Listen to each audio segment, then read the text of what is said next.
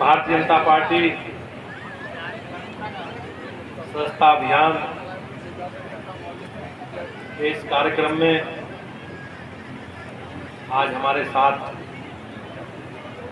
यहाँ पधारे ब्रज क्षेत्र के अध्यक्ष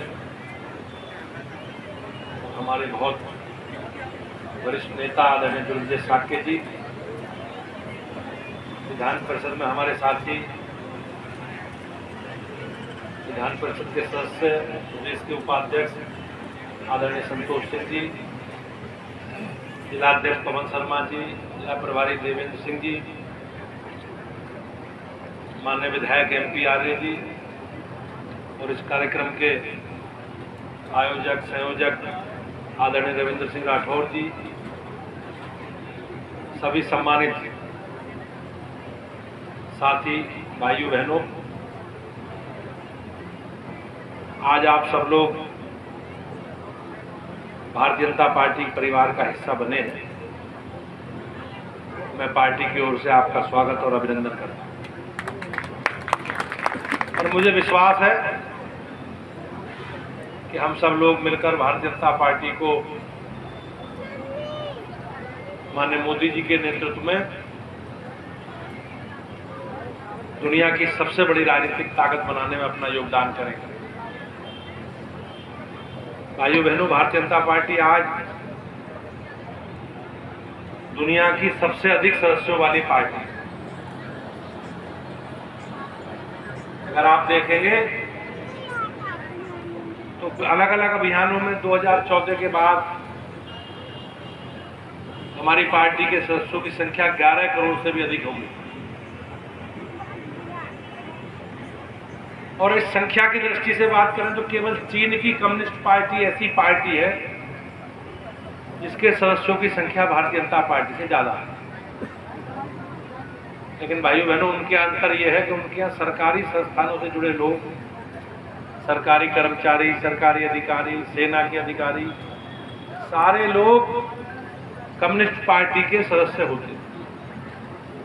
लेकिन हमारे देश में किसी भी सरकारी कर्मचारी को, सरकारी अधिकारी को या सेना बल को, पुलिस बल को, किसी को भी किसी राजनीतिक पार्टी का सदस्य बनने की अनुमति नहीं है।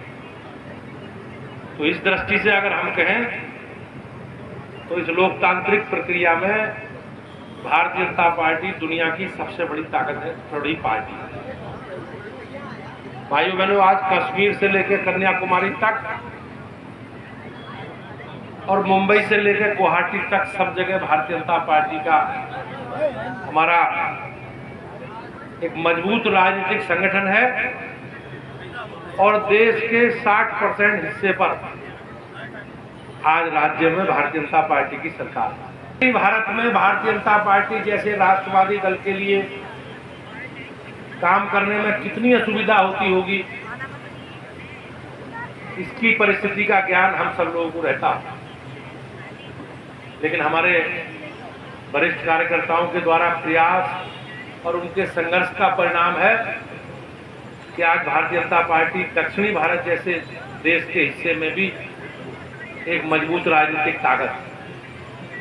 चाहे कर्नाटक हो, कर्नाटक में भाइयों बहनों पिछले 30 सालों से हमारी पार्टी लोकसभा में 70 से 80% राजनीतिक परिणाम लोकसभा के सदस्य के रूप में हमारे साथ आए।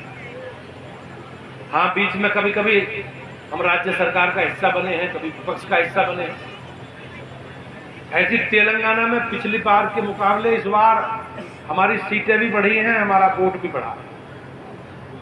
आपने देखा होगा कि इस बार तेलंगाना जैसे सुदूर दक्षिण के राज्य में भारतीय जनता पार्टी की 17 लोकसभा की सीटों में से 8 लोकसभा की सीटें भारतीय जनता पार्टी जीती। आप आंध्र प्रदेश की बात करेंगे तो आंध्र प्रदेश में पिछली बार नोटा से भी कम वोट भाजपा को मिले थे। उनके यहाँ विधानसभा लोकसभा के चुनाव साथ होते हैं, तो लोकसभा विधानसभा में हमारा कोई सदस्य निर्वाचित नहीं हो रहा है। किसी भी निर्वाचन क्षेत्र में, लोकसभा में, विधानसभा में भाजपा की जमानत नहीं बची। लेकिन इस बार हमारे लोकसभा में 4 सदस्य जीत कर आए। हमारे 11 सदस्य विधानसभा में जीत कर आए और हम जो चंद्रबाबू नायडू जी के नेतृत्व में बनने वाली एनडीए की सरकार है उसके मंत्रिमंडल का भाइयों बहनों हम हिस्सा है। तो हमारे लिए एक बड़ी उपलब्धि है, नोटा से भी कम वोट मिले थे। ऐसी केरल में पहली बार भारतीय जनता पार्टी का कमल खिला है, लोकसभा की एक सीट पहली बार हम जीते। इससे पहले कभी लोकसभा विधानसभा में हमारा खाता नहीं खुलता था, लेकिन पहली बार मोदी जी के नेतृत्व में त्रिचूर लोकसभा में भारतीय जनता पार्टी का प्रत्याशी जीता और हमारा वोट परसेंट बढ़ के 20% से ज्यादा। आप तमिलनाडु की बात करोगे तो तमिलनाडु में भी एनडीए का वोट परसेंट 20% से ज्यादा है, लेकिन हमें लोकसभा में कोई राजनीतिक दृष्टि से परिणाम में सफलता नहीं मिली। लेकिन भाइयों बहनों, जिस प्रकार से हमारा संगठन काम कर रहा है उसके आधार पर मैं निश्चित रूप से कह सकता हूं कि वो दिन दूर नहीं है जब तमिलनाडु में भी भारतीय जनता पार्टी एक मजबूत राजनीतिक ताकत के रूप में देश के सामने है। आप उड़ीसा का देखिए, उड़ीसा में पहली बार भाजपा की सरकार थी और भाइयों बहनों लोकसभा चुनावों में तो परिणामों में तो कमाल हो गया। 21 सीटों में से 20 सीटें भारतीय जनता पार्टी की। आप पूर्वोत्तर के राज्यों की बात करें, असम में भाजपा की 2 बार से सरकार है, अरुणाचल में 2 बार से भाजपा की सरकार है, त्रिपुरा में 2 बार से भाजपा की सरकार है, मणिपुर में भाजपा की सरकार है और नागालैंड में हम सरकार का हिस्सा हैं, मेघालय में सरकार का हिस्सा। इस विषय की चर्चा मैंने इसलिए की कि भाइयों बहनों लंबे कालखंड की गुलामी के बाद और जिस प्रकार से कांग्रेस का एजेंडा समाज को जाति के नाम पे, भाषा के नाम पे, क्षेत्र के नाम पर बांट कर, उसके लिए ये उपलब्धि भारतीय जनता पार्टी की एक बड़ी उपलब्धि।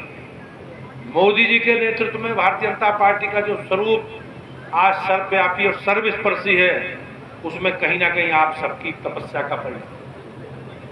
आप देखेंगे 1962 के बाद पहली बार कोई राजनीतिक पार्टी तीसरी बार सरकार में बनाने में सफल हुई है। 1952, 57 और 62 में कांग्रेस ने ये काम किया, जवाहरलाल जी के नेतृत्व। लेकिन भाइयों बहनों उस समय कांग्रेस की परिस्थिति आप सब लोग जानते हैं। जो पुराने लोग हैं, देश आजाद हुआ, देश को आजादी दिलवाने में कांग्रेस की भूमिका को लोग स्वीकारते हैं और कोई राष्ट्रीय पार्टी नहीं थी।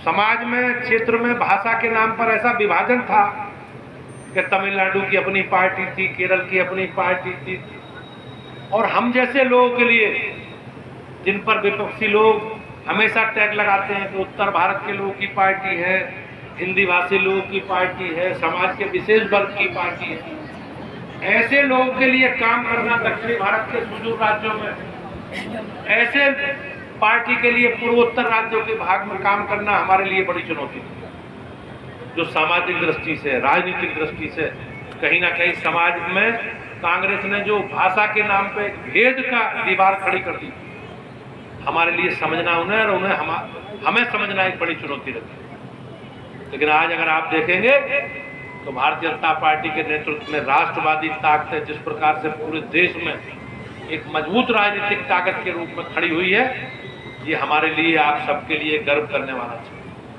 आज हम उस पार्टी के सदस्य हैं जिसके नेता मोदी जी के नेतृत्व में तीसरी बार हमारी सरकार में, और भाइयों बहनों हमने उन संकल्पों को, कमिटमेंट को सबको पूरा किया। धारा 370, कॉमन सिविल कोड, राम जन्मभूमि, देश को परमाणु शक्ति संपन्न राष्ट्र बनाया और हमेशा हम कहते थे शरणार्थियों को नागरिकता देंगे, घुसपैठियों को बाहर करेंगे। हम उसकी तरफ भी आगे बढ़े।